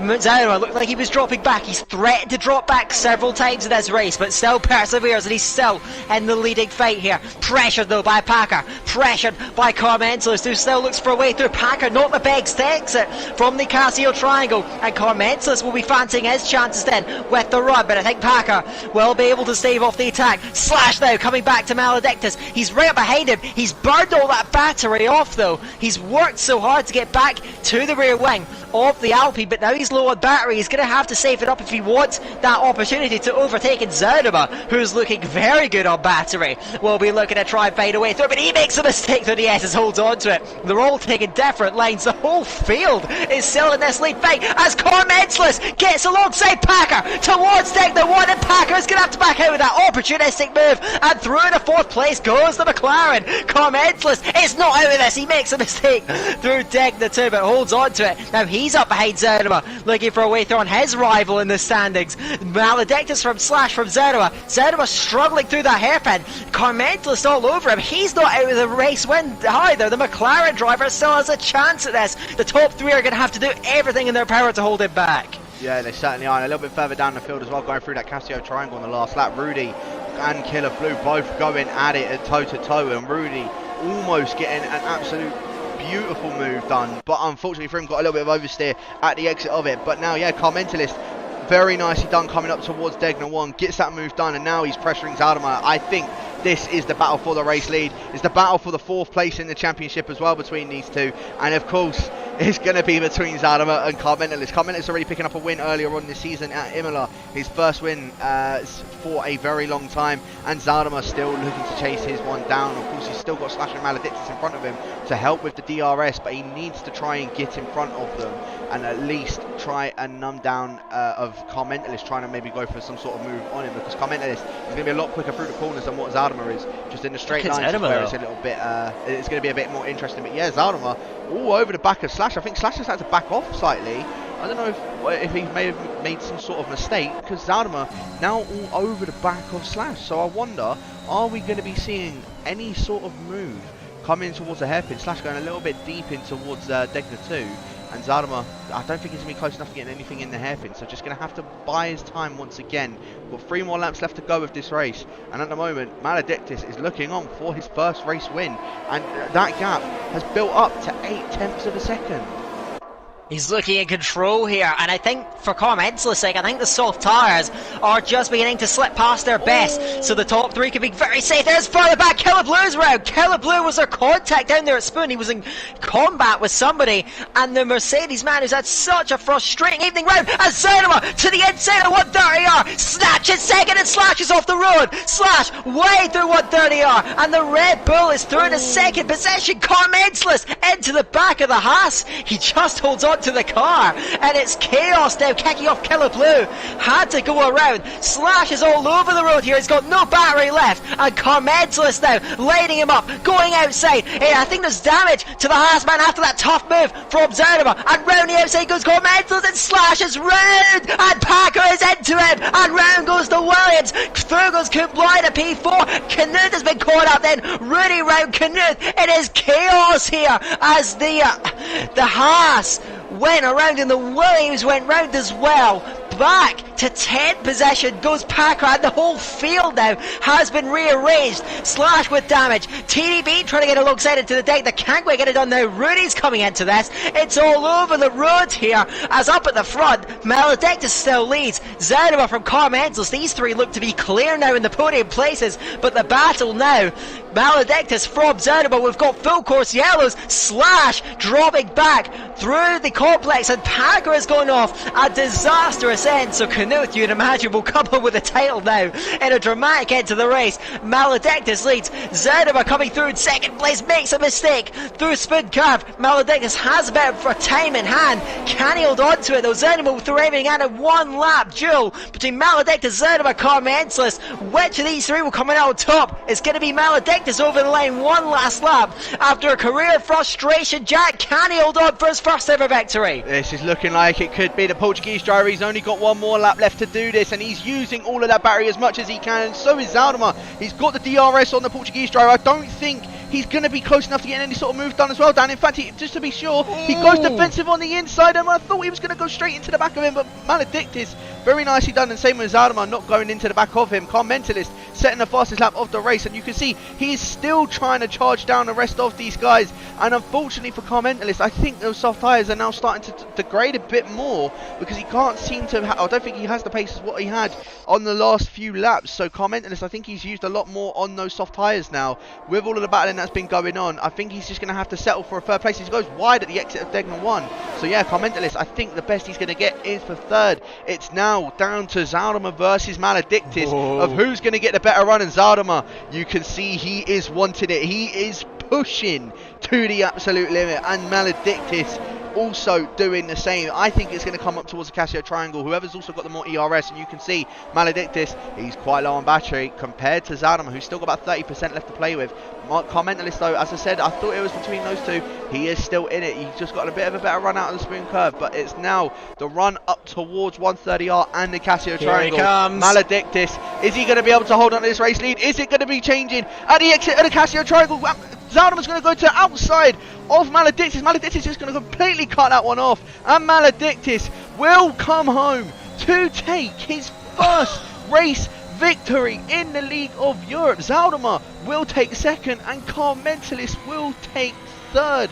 What a finish that was in the end as well, Dan. Rudy, despite having that spin at the beginning, ends up taking fourth. TDB from the back of the grid fifth, and we have our Division 2 champion, TTG Knuth. Give yourself a pat on the back. The final one has now been decided, and Knuth will take the Division 2 championship, and the Alfa Romeos will take the Constructors Championship with it. Wow. What an ending to the race there. Maledictus from Zonema. Zonema threw absolutely everything but the kitchen sink at him. Just couldn't fight quite a way through. He nearly had him on the outside of the Casio Triangle. Would have been an outrageous move if he pulled it off. Just couldn't quite do it in the end. But a great battle and a very well deserved podium for all of those guys. There it is then. Those guys Not 3 drivers you'd usually see on the podium, but certainly a treat to behold after what was a dramatic Japanese Grand Prix. Just one more race to go in what was a dramatic race, which in the end saw a brand new winner and a brand new champion. Of course, TDG Canoe did enough to come through with the World Drivers' Championship, and of course the Constructors' Championship will also be wrapped up from Alfa Romeo, so it's a double whammy tonight for the German, who has dominated the end of this league. But it is Maledictus' day as well. He wins from Zermatt and Carmentos. Rudy somehow recovers to 4th after a messy race. All the chaos at the end played perfectly into his hand. TDB just behind him in P5 from Knuth, 6th on the road in the end. Kumbly lost out from a late penalty, or from an early penalty I should say, dropped 10 down from 4th to 7th. Slash, dramatic head for him as well. Looked like he could be the favourite for the win, ends up settling for P8 in the end. From Emily, Scream and Killer Blue outside of the top 10 there. It is Old School and Packer round out the finishers, round out the point scorers, as Gary Hardy, Taze Leroy, Nolan and Stibian unable to making Steven, I should say, not unable to make the checkered flag. What a Grand Prix that was, Jack, though. It was chaos all the way through. Very clean driving, but I think just the track catching out quite a lot of drivers. I'll get our podium guys in, and I think we'll also get the champion in. I think we could certainly get some words from him as well. Yeah, no, certainly will. But what a race that was. I mean, that pretty much had everything within it. You know, you had... there was loads of ups and downs going through that. Of course, obviously, it just even through turn 1, Knuth, I thought he was going round, and I thought that this championship would have carried on to the final round at Brazil, but managed to hold it on in the end. And I mean, I think that is champion deserved, to be completely honest with you. I will give kudos, of course, to QVR Packer, who tried everything he possibly could throughout the season. He's gotten unlucky a few times, and a few other times, I will admit, he has bottled it, and I'm sure he probably wouldn't mind me saying that, but a lot of the time, he's put in as much as he can for it. Just very unfortunate on him for that one as well. But yeah, I mean, just in this race again, wow, what a race that was. Maledictus in the end taking that win, with Zarma in second and Carmentos in third. That three-way fight into the final corners of the race, that was absolutely intense. And I cannot wait to hear what these boys are going to say about that. But I mean, yeah, championship wrapped up now, Dan, and constructors now wrapped up. Yeah, I am having a bit of issues. My PS4 is running very slowly for some reason, so I'm struggling to get these guys invited at the moment. Let's just see. Yeah, don't know why it's taking so long to load. I'll do it as best I can to get these guys in here. But yeah, what a season we have had, and we still got one more race left for some scores to be settled at the end as well. But yeah, we'll just start to get these guys invited. We'll have a busier interview box than we usually have. We should get 4 drivers in here if we possibly can. I think all of these 4 guys are up for some interviews anyway, usually, so we should be able to get them in. But yeah, I'm still recovering from that one. It was a cracker of a race, and yeah, really enjoyed that one. I suppose we can start getting things started with the interviews. I'll hand it back over to you, Jack. It's been a long time coming, but we have a race winner in QVR Maledictus. I'll leave it to you, Jack. Take it away. Well, Maledictus, you finally managed to pick up that race win on yourself. How are you feeling after that one, bud? Because that looked, I say it every week, it looked extremely intense, especially at the end. Hello. Yeah, it was intense. It was... Obviously, I'm still a bit shaking. I went to grab a glass of water, and I was not really in control of my hand, but now I'm feeling a bit better. Yeah, it was... I wasn't really expecting to be on pace, because I didn't practice as much as I'd like to, but still the pace was there, and yeah, the race situation was always not very complicated. We were in safety car for most of the race, and then I was always P2 or net. Yeah, I was always net P2 basically until I overtook Slash, and then it was about pushing because of Carmentos coming with the softs, and yeah, I just felt comfortable, and I gave it everything, because it was my last chance. I'm not racing next week, and I'm not racing apparently next season as well, so I wanted to get this win before well, I don't know before when, but yeah, it feels really, really good. Yeah, no, I can imagine. As I said, I think, if I am not mistaken, I believe that is your first race win in the League of Europe. I mean, I could be completely mistaken. I thought you might have had one in a previous season, but I think it is your first ever race win in League of Europe. So that's another one to be added to the tallies of the amount of winners we've now had in the League of Europe. And yeah, I mean, that race just looks.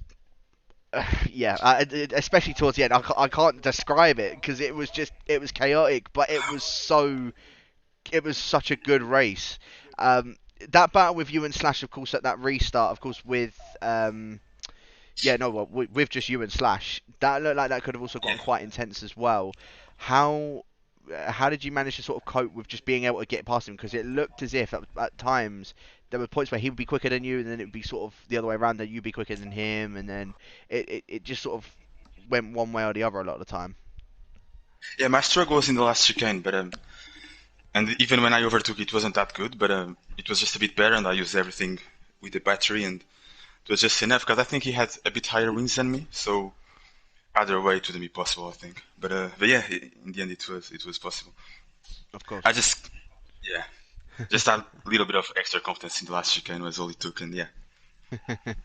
No, completely understandable as well. And well, I would have of course asked you about Brazil, but as you said, you're not racing next week, so yeah, I mean, if this is your last race for ever for this game or for the League of Europe, not for this game, I guess. Just it for is. this game, yeah.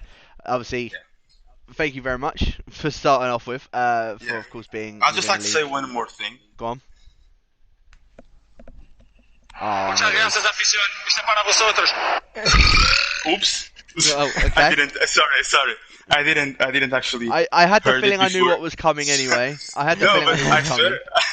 I wanted to sue, but I hadn't heard it before, so I guess it wasn't. Sorry. Sorry for everyone watching. It wasn't meant to be like this. It could only be you that would get unlucky on a podium interview. But Dan, have you got any questions for Maledictus? I think you've just about covered all avenues with that, to be honest.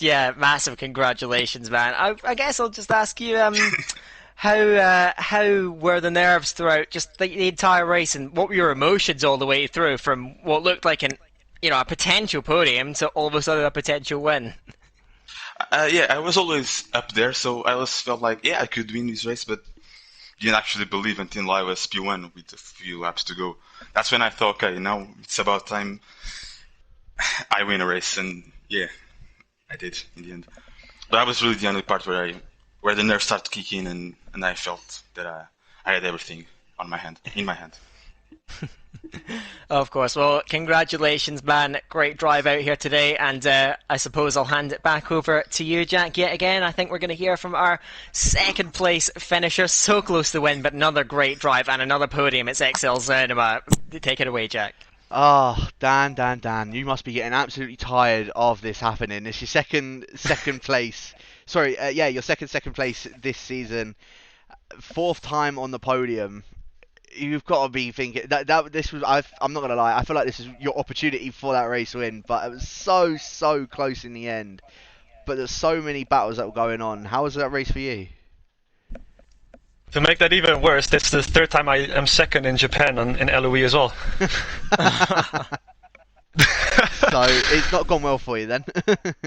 No, I have a Japan curse here, because this is like my best track, and I'm usually always probably one of the fastest, but I can just never win a race here. I don't know, it's just not meant to be.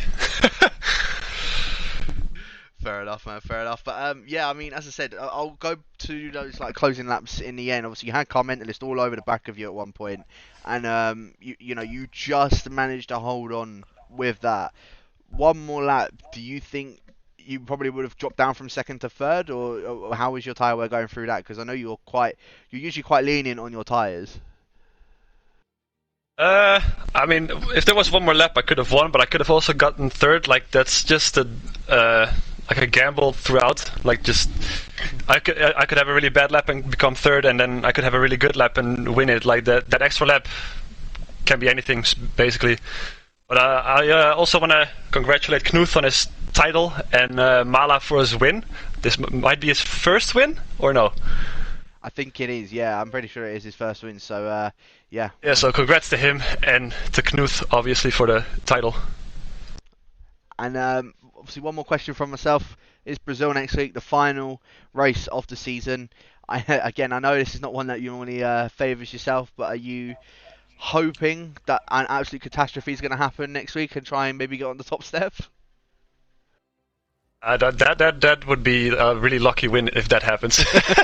But like I'm usually not fast in Brazil, but in LOE I've had quite decent results, so I'm hoping for a top 5, maybe a podium. Brilliant. Okay, no problem at all. And Dan, any questions for Dan? For God's sake. Yeah, I'm going to ask this question to you and someone else. You probably know who it is. You have a bit of a special championship battle with another member of the league who's also here. How do you see that unfolding at the final race? Do you think you can have him? Do you have anything to say to your rival for that all-important 4th place in the standings? I think we're actually like really similar, just in like really bad in quali, good in racing, but also that we're good at the same tracks and bad at the same tracks. So I'm expecting him not to be that great in Brazil either. So I think it's going to be close. But yeah, I'm hoping that I'll beat him. Fantastic.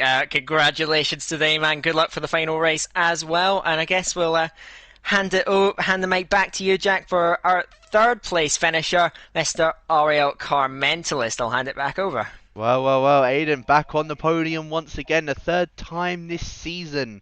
Sorry, no, it's not even, 3rd time this season. That race looked like that could have been, well, obviously I know you was on the reverse strategy originally. At times, I didn't think he was even going to get inside the top 10. So, I mean, kudos to you, my friend. How was that race for you? It was amazing fun. Like I said, I was on the alternate strategy, and I was actually kind of surprised at how good the mediums were at the start of the race. I was able to keep up with drivers around me quite well. And then my teammate decided to ruin my race for me at that point, which was amazing. I'm really shocked with that result. I was expecting kind of no better than maybe 7th or 8th, depending on if there was another safety car or if people crashed. So to be 3rd is I think a miracle, but I'm also kind of gutted there wasn't an extra lap because I think I could have got both of the other two in front of me. Yeah, and no, it was very close indeed. There were times, obviously, where I there was like some very sort of frosty moments. So I will admit, with a few of the other guys, but I mean, you made it work, and you played that to perfection. When you came into the pits, obviously with the other 2 guys of Old School and Kun Blai, a few other guys also made that pit stop just behind you. Was you expecting maybe for them to try and like come through the field like the same way at the same rate as you were, or because they kind of just didn't really do anything? I'm a little bit surprised, yes. Especially considering the people that were on the softs, like Rudy and Kuhn. They've been fast all season. This is probably the most pace he's had in a while, I think, in Division 2, so I was expecting them to come through. But I kind of knew that Kuhn was struggling a little bit in that race. I don't know if he had damage or whether he just didn't enjoy the track, and I knew that Mark wasn't really enjoying the track either, and they were the 2 soft runners directly behind me, so if anything, they were going to hold the rest of the soft runners up more than march forwards, I think, because the gap between the softs and the mediums isn't really that big. So, I'd say I'm kind of surprised that maybe Rudy didn't get. Well, I say that, but Rudy ended up 4th, I think. But that kind of came a lot of that through some chaos at the end. So, I'm surprised that maybe Rudy or Kuhn didn't follow me through on the majority of the moves. But I think I've outperformed myself tonight, so I'll take it. Yeah, no, of course. And obviously Brazil next week as well. Is that similar to Zalama? Like, if you get a race win, it could be lucky, or is that a track that you may think that you could try and take an opportunity to get a second race win this season? I think if I win at Brazil, I think pigs will start flying and a whole bunch of stuff will happen. I hate Brazil with a burning passion. Okay. I think I'm even worse than Zalama there. I think Zalama's good at, even at tracks he's bad at, still picking up, getting good pace and getting good results. I think I'm relying fully on something crazy to happen because I've never had a good history there. I mean, last season in Division 3, I came off of I can't even remember what tracks it was the final 2 rounds, but I think I came off of like a podium finish at Spa, and then the next round was Brazil when I was 15th the whole race. So yeah, I despise the track. So if anything happens there and I get in the points, I'll be amazed. Fair enough. And Dan, any questions for Aiden? I think it's pretty predictable. Do you have anything to say to your rival in this all-important battle? Just 3 points down. How are you going to overturn that? Actually, Well, I've been 2 points down, I think. Sorry. Yeah. Is it 2? No, yeah. Is it 2 or 3? I think it's 3 points down. I think because You Jake got fast slapped, didn't you? Oh, did you? No, Jake Okay. stole it from me. My fellow commentator decided to steal that away from me. It's very kind of him. Yeah, I've been incredibly clean all season long, and I've never made a mistake. And I'm a very good driver, obviously. So I think I'm gonna cream it, and he's gonna get absolutely walloped next week, and I'm gonna use up my remaining 25 license points and do what I can to beat him. Well, not much to say to that, I don't think. Back to you, Jack, I guess for a slightly different tone, because we're now going to be hearing, for once he's not here on the podium, but we're going to hear, because he's done something a bit more significant than that, is our new Drivers' and Constructors' Championship for Season 6 Division 2. Back to you, Jack, we're going to hear from our champion, TDG Knuth. Well. Knuth, you finally have now got this done, and we can now confirm it. Not from like last week, we can now confirm that you have now gotten this championship. Not only that, you and TDB have managed to also solidify and get in that constructors as well. I will go just from the start of this race. You and Leroy into turn 1. That looked like that could have already been moved over to Brazil for the championship. That was an absolute close call, and you managed to hold that one. What was going through your mind when that had happened? Yeah, so first of all,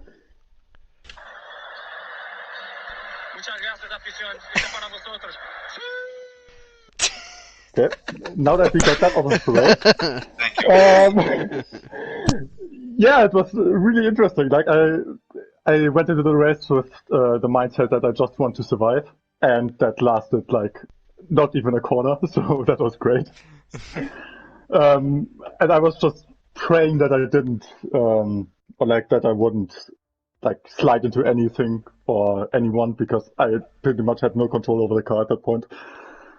And yeah, to be honest, the last 26 laps were really boring for me, because I was on the slipstream for the whole fucking race, and I couldn't make a single move because everyone ahead of me was like 3/10 behind the guy ahead. And then basically it was just like the last 2 laps that got exciting again, because more carnage happened. But it was basically just avoiding every accident ahead of me, and there were a lot of accidents ahead of me. And yeah, it's worked out, and I'm happy. And well, like I said, you've now managed to wrap up that title. Have you got any words for the your championship rival of QVR Packer? Because as I said, it's been a long 4-season battle with you and him, and obviously you've now managed to come out on top and take that, as well as the constructors. Any words for, as I said, your championship protagonist? Yeah, just congrats to a good season, because it was we were pretty much on the same level throughout the whole season, in my opinion. Like, we never had a track where it was like he's like half a second faster or I'm half a second faster. It was pretty much always really close, especially towards the end of the season, where we were pretty much fighting in every race at that point, or at least we were very close to fighting. So yeah, it was a little bit of luck, to be honest, but also I'm obviously gonna take it. So yeah, just GG's to Packer for an awesome season, and basically to everyone else too, because I really enjoyed the season. It was pretty much the only season so far in this game where I had clean racing, because this game isn't made for good racing, especially for people who can't drive. And yeah, I mean, you can see like we had like, what was it, like a 3 or 4 race streak with like no reports whatsoever. Yeah. So I think that pretty much just shows the driving standards in this league, which it's really nice. Obviously today was a little bit different, but yeah, you can't have good and clean racing every race. So. No, of course. And yeah, I mean, as I said, obviously you and TDB now the Constructors Champions for this season. Obviously TDB didn't manage to get it last season, losing to, well, myself and Larkin. He's now managed to claw it this time around. You know, are you hoping that, because I'm sure we'll probably see yourself and TDB maybe in Division 1 next season. I don't know obviously how it's going to play out. We have no idea. Are you maybe thinking about being like teammates for the next season as well, or if of course you are both in Division 1, or are you maybe just thinking are you going to go your separate ways with him? If we end up both in Division 1, then I'm pretty sure that we're going to be teammates again. Except if he just decides to pick someone else, but I'm going to force him, so there's no choice. And yeah, I'm excited for it. It's going to be a little bit of a challenge, I would say, but yeah, I'm also really looking forward to it. If I end up in Division 1, which, to be honest, I would be pretty sad if I don't. And then finally for myself as well, you know, I will ask you a question anyway. We've got Brazil next week. I know it's the final race of the season. Are we going to be seeing a last to first from yourself for the final time? Because you've done it a few times already this season. I mean, I suppose another one won't hurt, would it? I'm gonna see. I'm definitely gonna try something. It's not gonna be one of those races where I pretty much just sit back and relax. I'm gonna have a little bit of fun in the last race, but I'm gonna see what I'm gonna do. Okay. Dan, have you got any questions for our Division 2 champion? Well, what a season it has been. I'll ask you another question about your expectations. First of all, are you planning on continuing on in a league and maybe into a D1 season next time out? Yeah, definitely. It's pretty much what's my goal for the whole season, to be up there. And I wasn't expecting to be in the title fight at all, but I really wanted to get back up into Division 1. And it looks like I am. So I'm really excited for that, because I really enjoy it when I'm not completely dominating and when it's close fighting. And to be honest, I didn't have it a lot in the past, where I'm like in the midfield or at the back of the grid and have to like actually fight for any point that I can get. So I'm really looking forward to that. I'm enjoying the challenge. So is that what you're expecting? Are you expecting those points to be a bit harder to come by, and it's going to be more of a grind for you going into next season? Is that what you're expecting from a D1 campaign? Yeah, definitely. I mean, I think we all know how quick the guys are in Division 1. And seeing my pace and my qualifying performances so far, I don't think that I'm going to be anywhere in a position where I can gain or like get points in every race. But obviously I'm going to try my best, and obviously I said the same about this season, and well, now I got the championship, so you never know. You never know. Looking forward to seeing you out on the track again in the future. But, well, for what was a very lengthy and very busy interviews at the end of the race, I think that's going to be just about it from me. So I'll hand it back over to you, Jack, from what was a brilliant race, one of the best of the season, I think, and a championship to final. I'll hand it back over to you to round up the penultimate round of this Division 2 season. I will happily admit that was probably one of the best rounds of this season as well, especially towards that fight at the end. Absolutely insane. So thank you to everybody for tuning in for tonight, of course, for the penultimate round of Season 6 in the League of Europe. Make sure you guys do tune in for the final round at 6:30 PM GMT for Division 1, 3 and 4, and Division 2 and Division 5 at 8:10 GMT as well for next week. Thank you to everyone for tuning in for tonight, and as I said, we'll catch you guys for the final round of the season next week around the Interlagos circuit.